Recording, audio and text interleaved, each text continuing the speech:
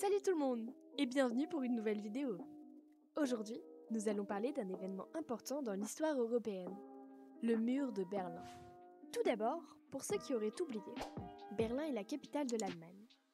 Cette ville, notamment célèbre pour ses grands lieux, comme le Fernsehturm, qui est une grande tour radio d'une hauteur de 388 mètres, l'Alexanderplatz, qui est une place à très grand passage avec plus de 300 000 personnes la fréquentant chaque jour, la porte de Brandenburg, Checkpoint Charlie et beaucoup d'autres. Beaucoup de ces hauts lieux sont rattachés à notre histoire d'aujourd'hui. Enfin bref, commençons.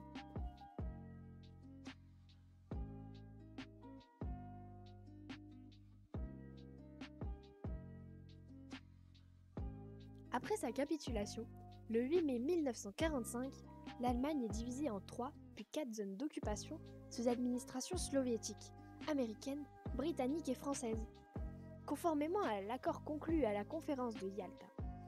Berlin, la troisième capitale du Reich, d'abord totalement occupée par l'armée rouge, doit également être partagée en 4 secteurs répartis entre les Alliés. Les Soviétiques laissent alors aux Occidentaux le district ouvert de la ville, qui se retrouvent ainsi totalement esclavés dans leur zone d'occupation.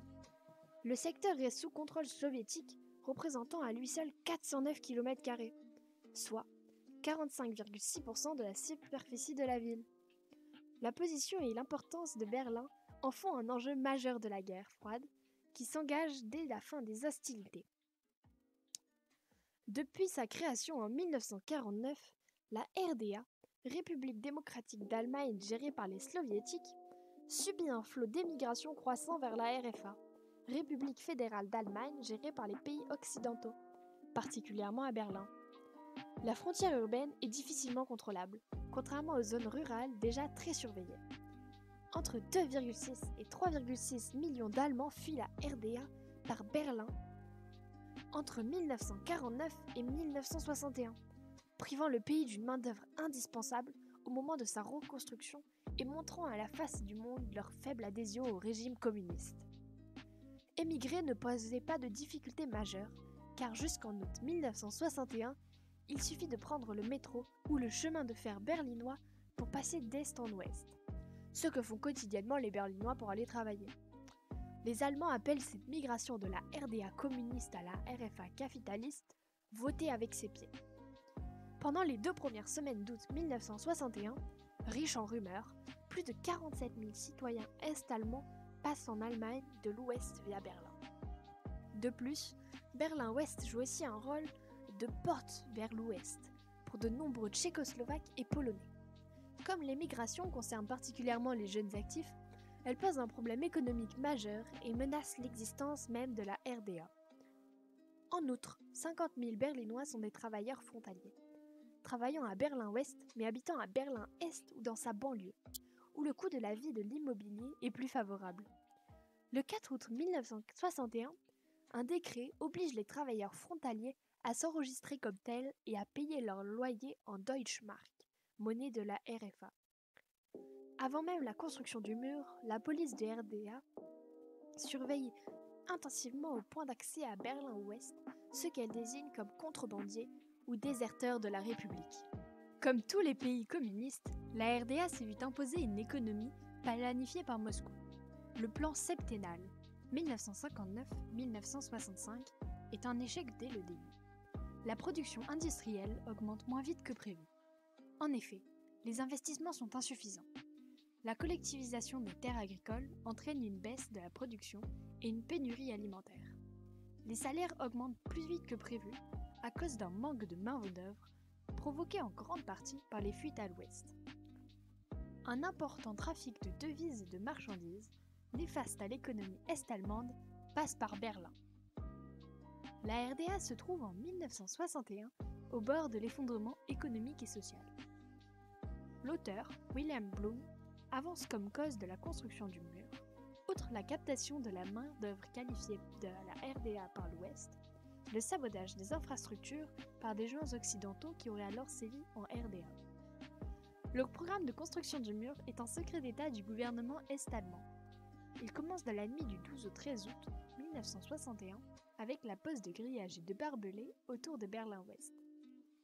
L'opération a pour nom de code Muraille de Chine. Le mur de Berlin, mur de la honte pour les Allemands de l'Ouest, est officiellement appelé par le gouvernement est-allemand mur de protection antifasciste, est érigé en plein Berlin dans la nuit du 12 au 13 août 1961 par la République démocratique allemande, RDA, contrôlée par l'URSS, qui tente ainsi de mettre fin à l'exode croissant de ses habitants vers la République fédérale d'Allemagne, RFA, contrôlée par les USA, la France et la Grande-Bretagne. Le chancelier fédéral Adenauer appelle le jour même la population de l'Ouest au calme et à la raison, évoquant sans plus de précision les réactions qu'il s'apprête à prendre avec ses alliés. Il attend 2 semaines après la construction du mur avant de se rendre à Berlin-Ouest. Seul le maire de Berlin-Ouest, Willy Brandt, émet une protestation énergique mais impuissante contre l'emmurement de Berlin et sa coupure définitive en deux. Sa déclaration est sans ambiguïté.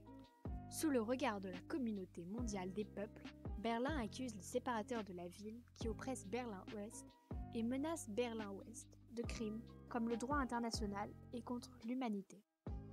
Le 16 août 1961, une manifestation de 300 000 personnes entoure Willy Brandt pour protester devant la mairie de Schöneberg, siège du gouvernement de Berlin-Ouest. Sur la durée d'existence du mur, il n'y avait que quelques points de passage pour pouvoir le franchir, tels que Checkpoint Charlie, la porte Brandenburg, mais tous ces lieux étaient très sécurisés. Ils étaient malgré tout très compliqués de les franchir. Le mur, composante de la frontière intérieure allemande, sépare physiquement la ville Berlin-Est et Berlin-Ouest pendant plus de 28 ans et constitue le symbole le plus marquant d'une Europe divisée par le rideau de fer. Plus qu'un simple mur, il s'agit d'un dispositif militaire complexe comportant 2 murs de 3,6 mètres de haut avec un chemin de ronde, 302 miradors et dispositifs d'alarme, 14 000 gardes, 600 000 chiens et des barbelés dressés vers le ciel. Un nombre indéterminé de personnes furent victimes des tentatives de franchissement du mur. En effet, des gardes frontières est-allemands et des soldats soviétiques n'hésitent pas à tirer sur des fugitifs. Il y a d'ailleurs eu 1135 morts, des gens qui essayaient de franchir le mur mais qui ont été repérés et tués. L'affaiblissement de l'Union soviétique, la perestroïka, construite par Mikhail Gorbatchev, et la détermination des Allemands de l'Est qui organisent des grandes manifestations provoque le 9 novembre 1989 la chute du mur de Berlin, suscitant l'admiration incrédule du monde libre et ouvrant la voie à la réunification allemande. De plus, pour témoigner sur cette grande réunification, la grand-mère d'origine allemande d'un de nos rédacteurs a bien voulu dire quelques phrases pour nous. J'étais en vacances à Chypre avec ma fille lorsque j'ai appris que la situation devenait instable à Berlin. Nous devions prendre l'avion le lendemain pour la Belgique où je vis aujourd'hui. Mais j'ai dès lors dit à ma fille que nous partirions sur Berlin, car j'avais de grands amis que je n'avais plus vus depuis mon enfance, qui étaient du côté est du mur. Le lendemain, à l'aéroport de Nicosie, capitale de Chypre, j'ai d'abord sonné à la famille belge, puis à des amis qui eux étaient du côté ouest du mur. Quelques heures plus tard, nous arrivions à Berlin et mes amis nous attendaient à l'aéroport. Nous sommes arrivés tout juste quelques minutes avant la chute du mur. Quel moment émouvant de revoir tous les habitants de l'Est revenir à l'Ouest. Et l'histoire a bien fini. J'ai retrouvé mes amis et depuis ils viennent chaque année passer une semaine chez moi en Belgique. Presque totalement détruit, le mur laisse cependant dans l'organisation urbaine de la capitale allemande des cicatrices qui ne sont toujours pas effacées aujourd'hui. Le mur de Berlin, symbole du clivage idéologique et politique de la guerre froide, a inspiré de nombreux livres et films. Plusieurs musées lui sont consacrés. Et voilà, la vidéo est presque finie. Mais avant, n'oublie pas de mettre un pouce bleu à la vidéo, et si ce n'est pas déjà fait, abonne-toi à notre chaîne, et active la cloche pour rajouter une dose de curiosité à ta vie, et surtout pour ne manquer aucune de nos prochaines vidéos. Merci à Volcanin pour la rédaction, à Agia pour le montage, et moi-même pour la voix off. C'était Les Curieux pour vous servir, à bientôt.